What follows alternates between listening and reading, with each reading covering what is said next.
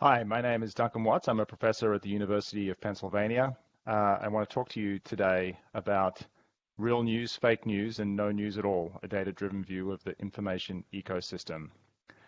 So you probably know this, but since the end of 2016, our world has been deluged by fake news. You can see here this term fake news really didn't exist in the lexicon prior to the 2016 election, and ever since then, it's been a phenomenon that's been of enormous interest, both in the media and also, as I'll explain, in science. And just to get the definition out of the way here, when I say fake news, I mean something rather specific, which is deliberately false content masquerading as legitimate news that is intended to mislead or inflame. So we're not talking just about biased news or information that has a particular point of view that you might disagree with. It's not just news that is somewhat misleading or exaggerated or hyper-partisan. It is really engineered to look like legitimate news, but is completely false. So this phenomenon of fake news has been of enormous interest to the scientific community in the last 4 years. And just to demonstrate that, a simple Google Scholar search can reveal that over 5,000 papers have been published just in English language journals containing the exact phrase fake news in their titles since the start of 2017. And to put that number in context, only 100 such papers, or fewer than 100 such papers, were published in all the years up to and including 2016. And since 2017, papers mentioning television news or TV news account for fewer than 600 papers. So there's really an enormous amount of attention has been paid to this problem. And in fact, we see references to it constantly in the mainstream media, and this is just one of many examples. Paul Romer, the Nobel Prize-winning economist, stating in the New York Times a couple of years ago that the dominant digital platform companies have created a haven for dangerous misinformation and hate speech that has undermined trust in democratic institutions. So this is really the fear that this deliberately false information has somehow gotten into our heads via social media and is in the process of undermining democracy. So the question that I want to raise in this talk today is to really sort of take a look at that claim critically and ask this question that we should always ask about the research that we're doing. Are we looking for the keys under the streetlight? So this refers to the old joke about the man walking down the street at night and he sees a drunkard stumbling around under a streetlight. And he says, "What are you doing?" And he says, "I'm looking for my keys." And the man says, "Well, where did you drop them?" And the drunkard says, "Over there by the door." And the man says, "Well, why are you looking for them under the streetlight?" And he says, "Because that's where the light is." And I think that this is a problem that often comes up in research where we're doing the work that is easy to do rather than asking the questions that need to be asked. And so in this particular context, I want to ask, we've been focusing on this very specific problem of fake news, but if we broaden the lens somewhat, we should really be asking, how much of the news is fake? So how much of all the information that we're getting that's relevant to political topics is actually of this very specific sort that we're talking about? And how much of this broader category of news how much of all the information that we consume is even accounted for by this broader category of news? And furthermore, rather than focusing just on information that we get online via desktop or mobile devices, we should really be thinking more broadly about the information that we get from all sources. And in this talk, I'm going to be focusing on a comparison between online and television. So the challenge here is to this dominant narrative that people are getting their news from social media and that fake news is extremely prevalent. and we're going to be asking really, how prevalent is it and how much of their news do they in fact get from social media? So we're going to be doing this in a very data-driven way, and we'll be using data largely from the Nielsen company. So you probably know Nielsen is a very large metrics company. They collect a lot of data about television consumption and also web consumption. Their TV panel is a real sort of gold standard panel for measuring TV viewership. It's the source of data that is used to price TV advertising. So it's really important that they get this right. So from Nielsen, we have this nationally representative sample of almost 100,000 people and all of their all the television that they're consuming on a daily basis at a family level, a household level. In addition, we also have a very large desktop panel of about 65,000 people, also nationally representative, which records the complete browser history of all the panelists. So we can see exactly which URLs everyone in a household is visiting. Because we also care about mobile consumption, and that is not available in Nielsen's desktop panel, we have a separate panel which comes from ComScore, where they record both mobile and desktop, but they track, they aggregate the visits at the website level, not at the individual level. So it's a somewhat different source of data, and we have to do a little bit of juggling to combine them. But between those two, we have coverage of both web, desktop, and mobile. Okay, so that's the data. How do we measure things? The way we measure television news consumption is we count the number of minutes every day per person devoted to watching any of roughly 400 programs that Nielsen classifies as news. So this is a very broad definition of news. We include all of the hard news programs. We also include what we call soft news programs like morning shows, Good Morning America, Today Show. They're not really news programs, but they do cover segments about the news. Entertainment shows also sometimes, like TMZ and Access Hollywood, also sometimes cover news-relevant topics. Late-night comedy shows like The Daily Show are sometimes a source of news for some people. And so we're, to be as inclusive as possible, we're going to count all of these programs as 100% news, even though, in fact, we know they're not. So this is, in some sense, overcounting how much news people are exposed to on television. We're going to do the same thing online, where every minute that you spend clicking on an article in any of one of more than 800 websites that have been classified in previous research as primarily covering hard news topics like politics, etc.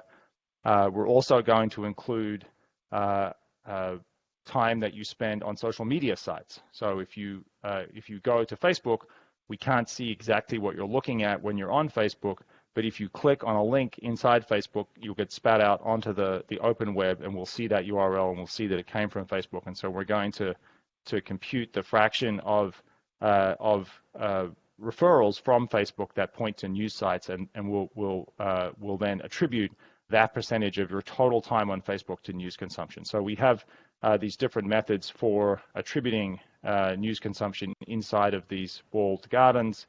We do the same thing for search. We do the same thing for YouTube. And we also count 100% of time that you spend on portals like MSN, Yahoo, and AOL as news consumption, even though, again, a lot of what's on those sites doesn't really qualify as news. So in both of these cases, we're overcounting how much time people really consume news for. And then finally, for fake news consumption, we have another list of websites that have also been previously identified by researchers and fact checkers and journalists as sources of this deliberately fake, deceptive type of news. In addition, we're going to also count sort of borderline cases where it's not exactly 100% fake, but it's extremely low quality, or it's very, very hyper-partisan. And so we're going to include that in our definition to be as expansive as possible. Okay. So what does it look like? This is really the one slide that shows all the information. I'll unpack it a little bit in what follows.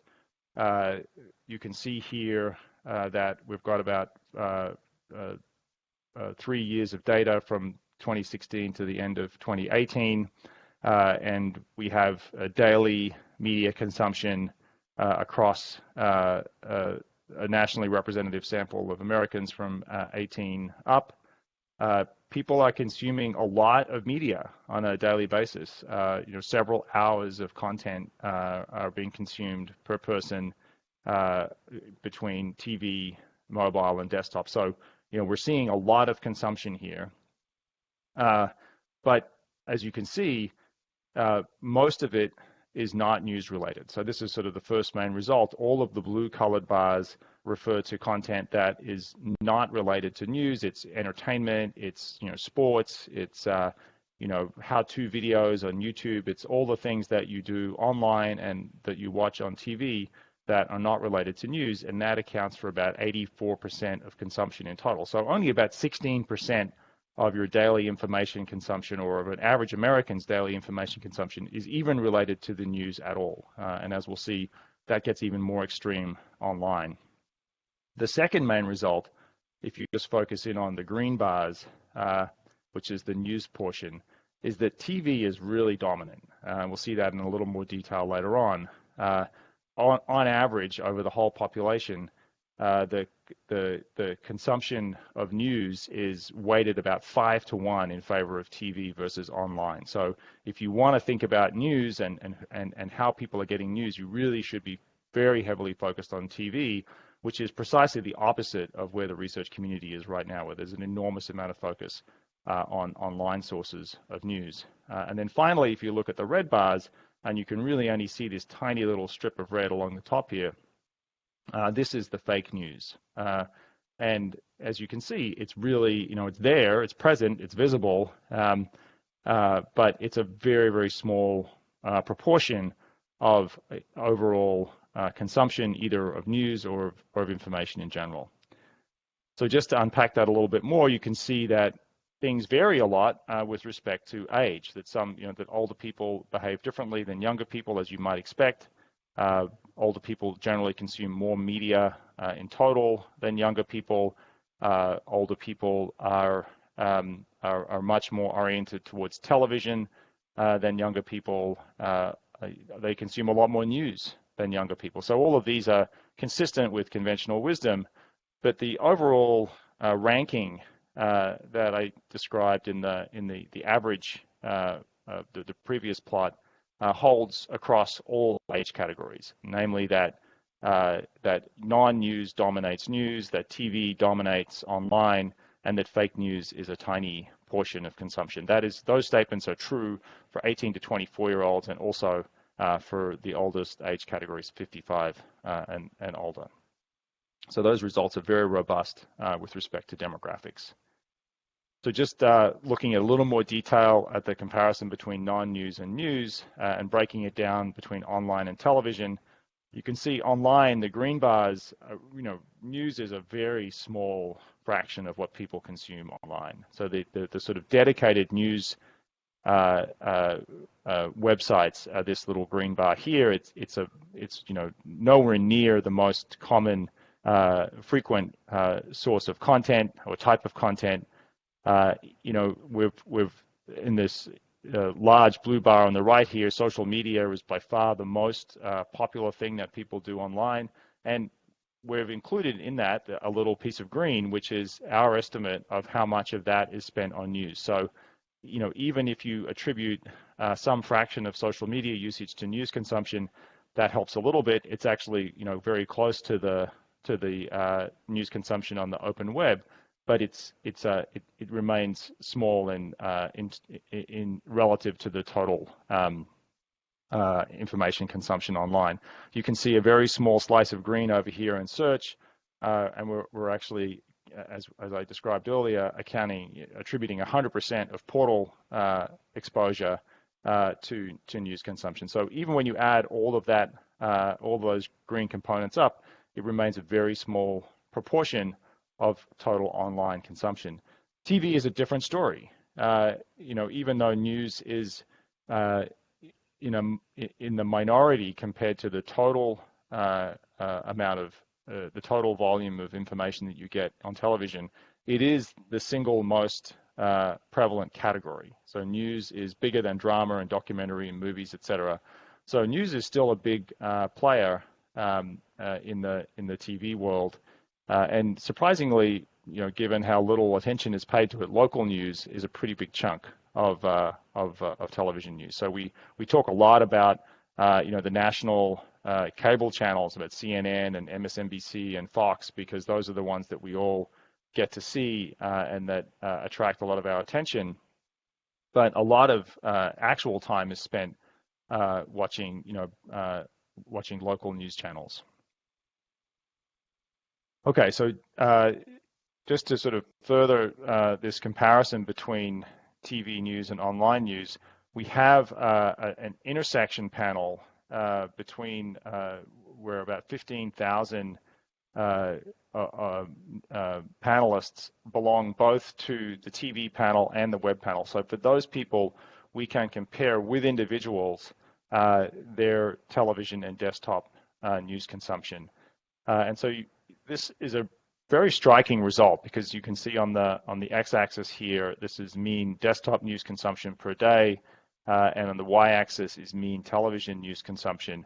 And 44% of our panel consume zero online news, like no online news at all per day. 70, almost 3/4 of the population consume less than 30 seconds of news online per day. So a large fraction of the population is being exposed to none or almost no information related to the news through their online browsing habits. And even if you throw in mobile, which roughly doubles these numbers, we reach the conclusion that that about 3/4 of the country is exposed to less than a minute of online news per day. However, their consumption of television news is a lot bigger. But even this sort of lowest category here is being exposed to more than 20 minutes of TV news per day. So TV is really, really dominant when it comes to news consumption for the average American. And then finally, fake news is really, again, a very small portion of even the small portion of news of online consumption that is news related. So if we're just zooming in on those small green bars from the previous plots, we can break things down by age category, and we can see that, as we expect, the older you are, the more news you consume.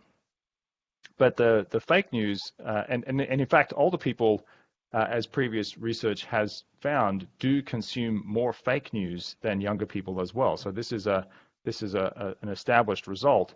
But what has been less clear from this finding previously is just how small of a fraction it is for everybody, right? So fake news is there, potentially it's problematic, but it's always a small portion of news consumption compared to just, mainstream news sites, which really dominate across all of the age categories, followed by news that is consumed within social media, and then news that is consumed on portals. So, the vast majority of what people are being exposed to and learning from and forming their opinions about the world is just absolutely, regular mainstream news content that they're accessing directly online or being exposed to via portals or social media sites.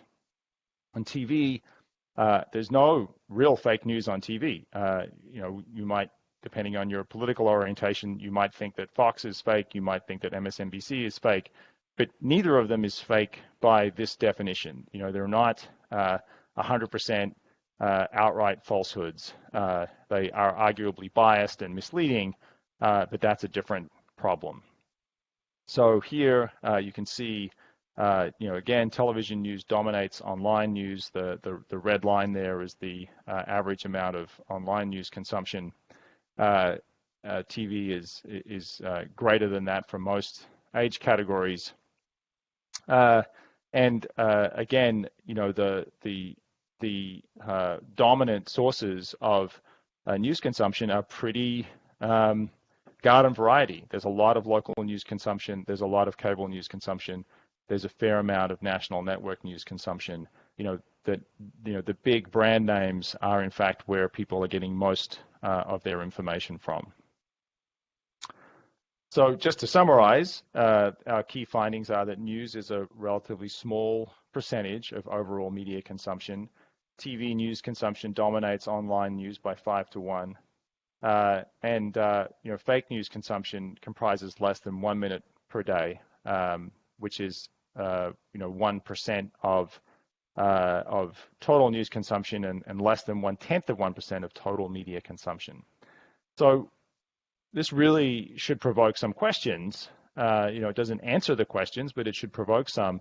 If online fake news is such a small component of overall consumption, is it really the problem that it has been made out to be? And if it's not, where is the problem? We can all agree that we have problems, but if we're worried about the relationship between misinformation and some of the current problems we have in democracy associated with increasing polarization and diminished trust in institutions, we really should be thinking more broadly about what we mean by misinformation and where it's coming from. And finally, we need to think about how do we ask questions like that, or how do we answer questions like that in terms of the data that we need and the methods that we need to analyze it. So just to throw out some speculations about where we might start looking, I want to point out that there are many ways to mislead people that don't require lying. That we can all agree that lying is bad. That disseminating deliberate falsehoods via social media or in any other way is something that we disapprove of and that we might want to stop.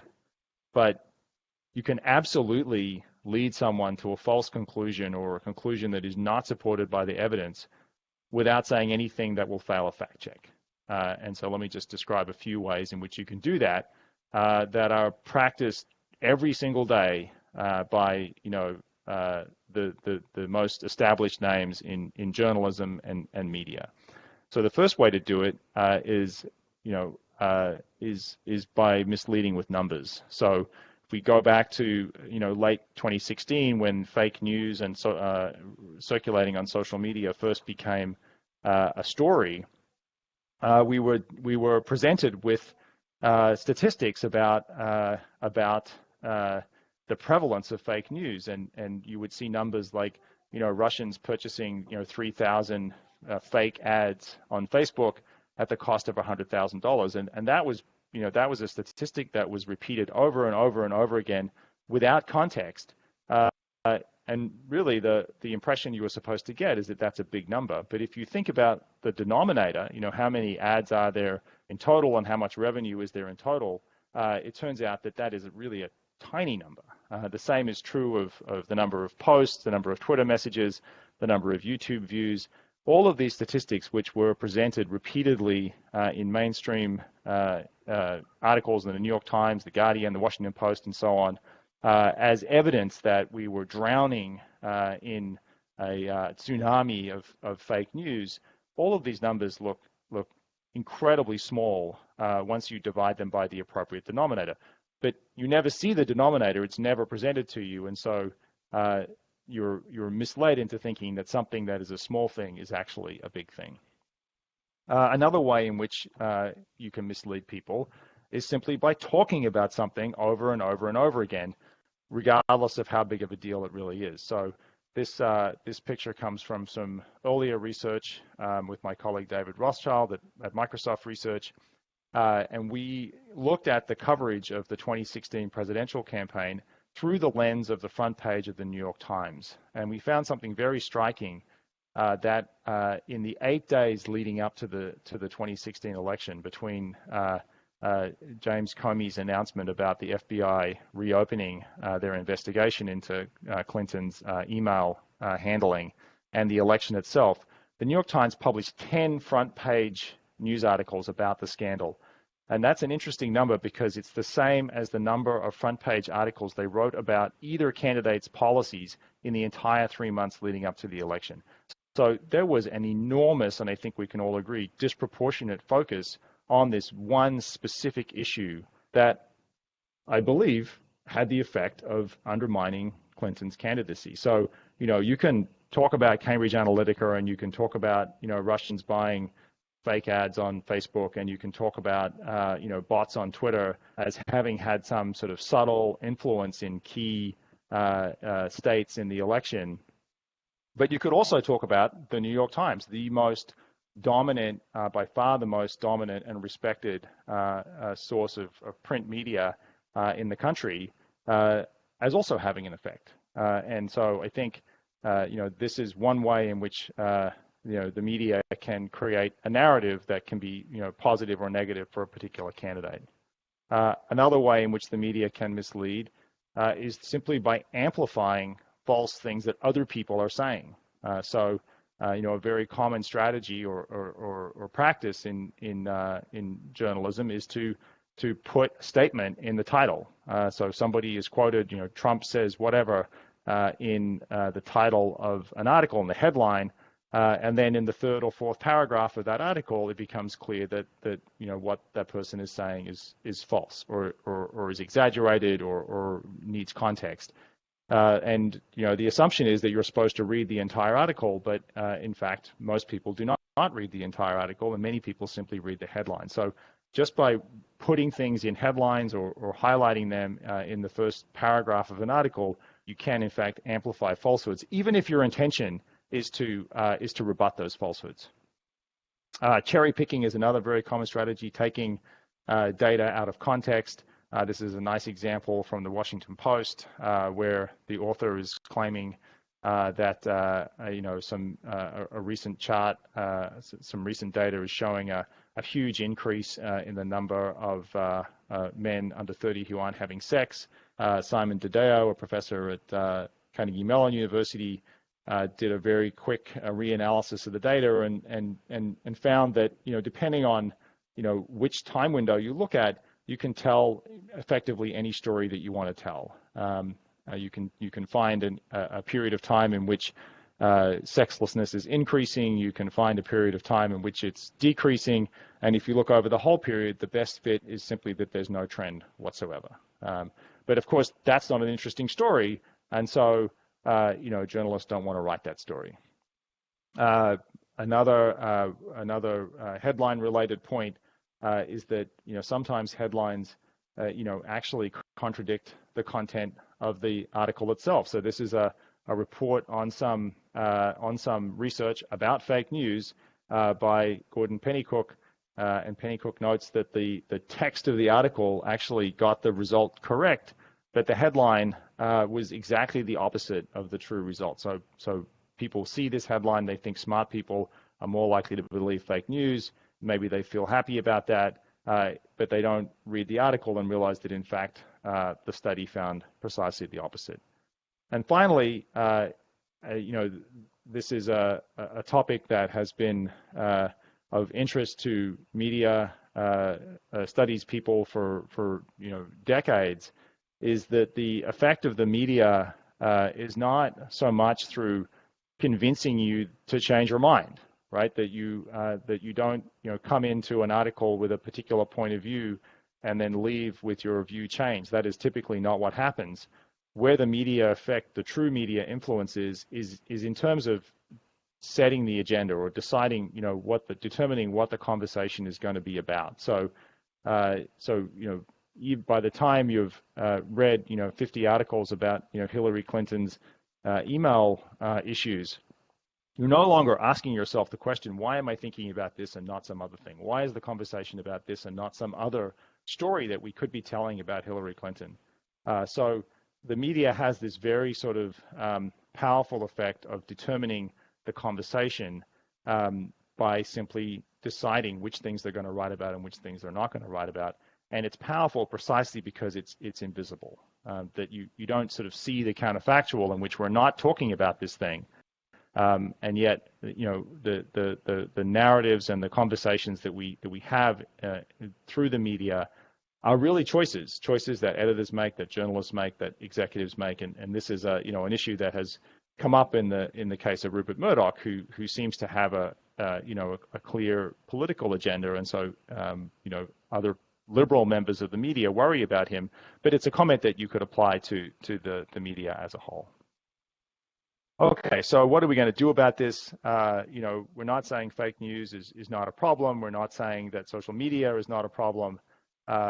But what we are saying is that if you really care about understanding the origins of polarization or diminished trust or susceptibility to extreme or conspiratorial worldviews, the kinds of things that lead millions of people to think that an election was stolen, you have to look more broadly than just social media, and you have to look more broadly than just outright fake information. And so this is an ongoing project here at Penn, where we are gathering a number of large data sets, putting together collaborations and building data pipelines and platforms that will allow researchers to including us, but researchers elsewhere as well, to really try to study the information ecosystem with the intent of improving it. Thanks very much.